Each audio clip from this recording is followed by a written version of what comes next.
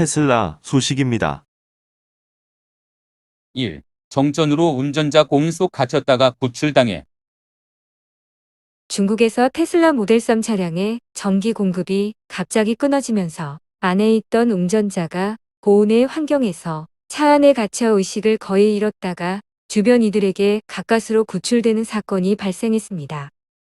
3일 기술 전문 매체 아이키즈자 등에 따르면 지난달 30일 광둥성 선전시의 한 야외 충전소에서 충전 중이던 원 씨의 모델 3 차량의 전원 공급이 갑자기 중단됐습니다. 전기 공급이 끊어져 차량 문이 안에서 열리지 않게 되면서 안에 있던 원 씨는 뜨거운 날씨 속에서 15분가량 차에서 갇혔습니다. 원 씨는 안에서 탈출하기 위해 차량 문을 깨보려고 했지만 의식이 점차 혼미해졌습니다. 주변에 있던 사람들이 의식을 잃어가는 운전자를 발견해 밖에서 도구를 사용해 창문을 깨고 그를 구출해냈습니다. 테슬라 중국 법인은 3일 성명을 내고 사고가 차량 내부에 장착된 12V 소형 배터리의 축전 능력이 저하돼 생긴 것으로 파악됐다면서 고객들이 전기 부족 경고가 나타나면 반드시 조치해야 한다고 밝혔습니다. 원 씨는 사고 직후 3km 밖에 떨어진 테슬라 고객센터에 전화했지만 1시간이 넘어서야 나타났다고 불만을 제기했습니다. 테슬라는 신속하게 현장에 도착해 고객에게 도움을 주지 못한 점에 대해 다시 한번 사과한다고 말했습니다. 테슬라는 지난 4월 상하이 모터쇼 현장에서 벌어진 한 차주의 기습 시위를 계기로 중국에서 거센 비난을 받으며 미국의 이은 제2의 시장인 중국에서 공경에 처했습니다. 애플 소식입니다. 1. 지난해 한국에서 16조 벌었다. 지난해 애플이 한국에서 벌어들인 앱스토어 매출이 16조 원을 넘긴 것으로 나타났다. 3일 애플은 뉴스룸을 통해 지난해 글로벌 앱스토어에서 6,430억 달러의 매출이 발생했다고 밝혔다. 글로벌 기준 지난해 애플 앱스토어의 연간 매출은 약 24% 성장했다. 애플은 처음으로 국내 앱스토어 매출에 대해서도 언급했다. 한국 앱스토어 매출은 139억 달러에 달하는 것으로 나타났다. 이런 내용은 글로벌 컨설팅 업체 애널리시스 그룹이 작성한 애플 앱스토어 생태계 글로벌 전망 보고서를 통해 설명됐다. 부문별로 보면 글로벌 기준 앱스토어 매출에서는 실물 재화와 서비스의 비중이 가장 컸다. 애플리케이션을 통해 벌어들인 실물 상품과 서비스 판매액은 전체 매출 중 80%를 차지한 5,110억 달러를 기록했다. 전체 매출의 13%를 차지하는 디지털 상품과 서비스 매출은 860억 달러였다. 인앱 광고 매출은 460억 달러다. 한국 앱스토어 매출은 다른 국가보다 실물 재화와 서비스 매출 비중이 높고 디지털 서비스가 매출에서 차지하는 비중은 낮은 것으로 나타났다. 한국의 경우 음식 배달, 차량 호출, 생필품 구매 등이 포함된 실물 재화와 서비스 매출이 131억 달러에 달했고 디지털 재화와 서비스 매출은 15억 달러, 인앱 광고가 4억 달러였다. 애플은 매출의 90%가 앱스토어 외부에서 일어난 매출로 해당 금액에 대해선 수수료 30%를 받지 않는다고 설명했다. 이런 앱스토어 매출 신장에는 코로나19의 영향이 컸던 것으로 분석된다. 애널리시스 그룹은 보고서에서 지난해는 앱의 역할이 커지며 앱스토어의 생태계가 성장했다며 코로나19 유행 기간 동안 많은 사용자가 직접 만남을 줄이고 앱 구매로 눈을 돌렸다고 말했다.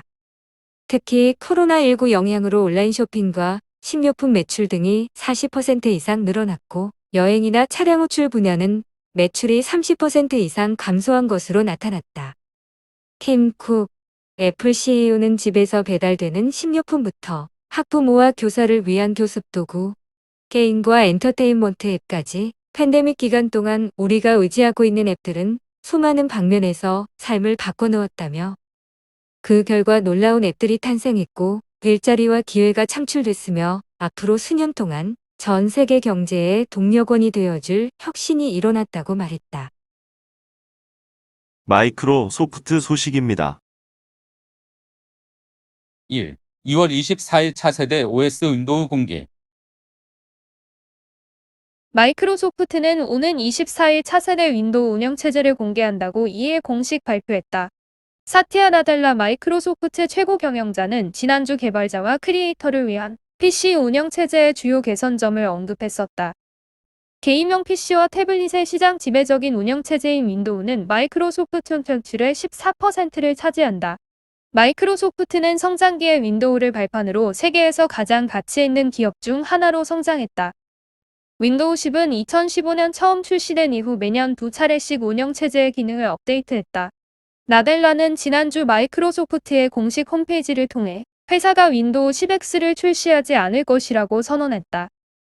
이번 차세대 윈도우 운영체제 발표는 나델라의 선언에 이은 조치다. 이 운영체제는 처음에는 마이크로소프트의 모바일 기기인 서비스 네오와 같은 듀얼 스크린 장치용으로 설계됐다. 윈도우 10X용 랩톱과 같은 단일 화면 PC에 초점을 맞추고 지난달 18일 원래 의도했던 대로 2021년에 윈도우 10X 제품을 시장에 내놓는 대신 지금까지의 경험을 활용해 핵심 기반인 10X 기술을 회사의 윈도우 및 제품의 다른 분야로 통합하는 작업을 가속화하고 있다고 밝혔다. 마이크로소프트는 지난달 약간의 변화만 시도한 최신 윈도우 10 업데이트를 발표했었다.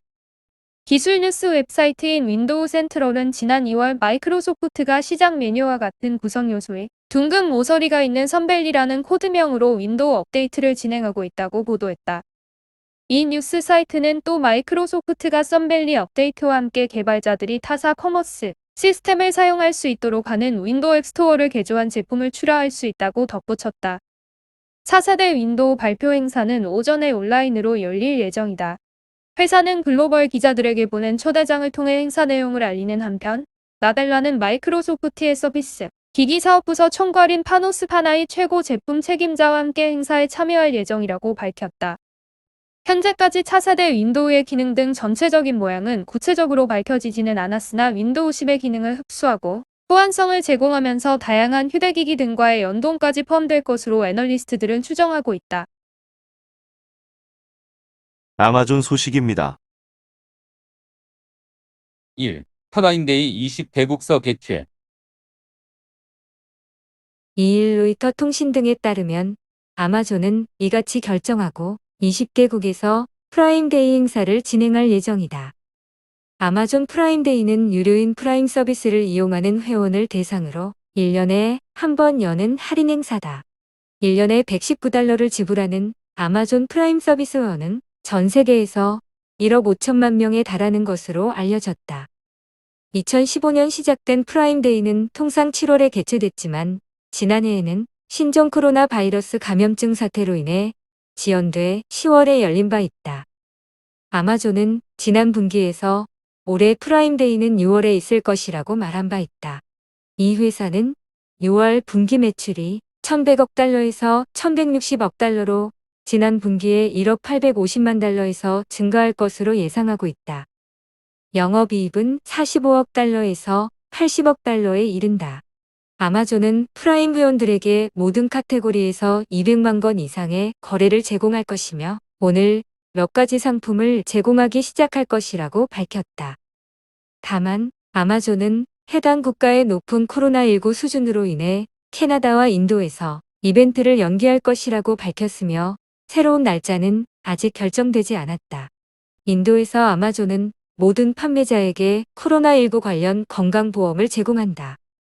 진보정책연구소의 새로운 연구에 따르면 아마존이 미국 경제에서 가장 큰 단일 기업 투자자고 밝혔다. 이 연구에 따르면 아마존은 2020년에 미국 인프라에 340억 달러를 투자해 40만 개 이상의 새로운 일자리를 창출했다. 쿠팡 소식입니다. 1. 도쿄 침공 쿠팡. 로켓 배송 아닌 배달 선택한 이유는? 쿠팡이 일본에서 배달 서비스 테스트에 나서면서 그동안 강점으로 내세운 로켓 배송이 아닌 배달을 선택한 이유에 관심이다. 사일업계에 따르면 쿠팡은 이달부터 일본 도쿄 시나가와구 나카노부 지역에서 첫 서비스에 들어갔다. 배달하는 제품은 신선식품과 생필품 등 국내와 유사하다. 다만 국내 로켓 배송과 달리 근거리 배달 위주다. 배달의 민족이 국내에서 서비스 중인 비마트와 유사한 형태다. 쿠팡 관계자는 일단 시범 운영 중이라고 했다. 앞서 소프트뱅크 그룹은 손마사요시 회장이 쿠팡 서비스의 일본 도입을 논의 중이라는 보도를 공식 부인했었다. 소프트뱅크는 쿠팡 최대 주주인 비전펀드를 갖고 있다.